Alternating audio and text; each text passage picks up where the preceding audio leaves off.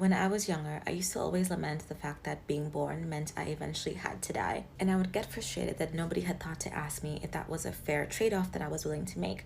Of course, they couldn't because I didn't exist. It's only upon existing and becoming conscious that you realize, oh, it's a trap. I should have known back then that I would eventually become an antinatalist. Within the field of ethics, antinatalism is the belief that having children is unethical, mostly because children cannot consent to be born into a world in which they suffer. Therefore, bringing them here is inherently unjust.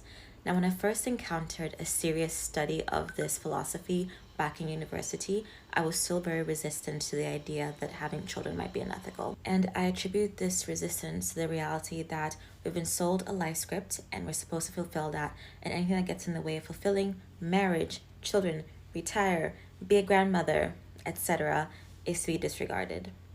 Having children is seen as so automatic that most people have never paused to think about whether or not they should procreate and why they are procreating in the first place. And this is something that I really want us to tackle on this page. So if you're interested in this topic, definitely follow along because we're going to be tackling it from various angles. What are the economic reasons that people feel that they should have children or are pressured into having children?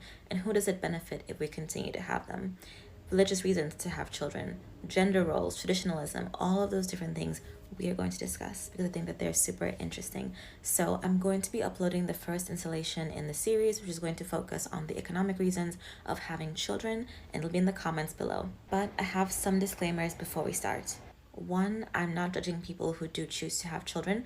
I just want us to create a space in which we can dissect the ideology behind procreation and how that interacts with human suffering, capitalism, and all of these other forces around us. Two, when I speak about considering whether or not having children is ethical or not, I'm not speaking to those who have been coerced into children or who didn't have access to reproductive rights to be able to end an unwanted pregnancy or prevent an unwanted pregnancy. I'm speaking about the actual choice in actively choosing to have children, not the people who wanted something different for their lives but couldn't make that decision for themselves.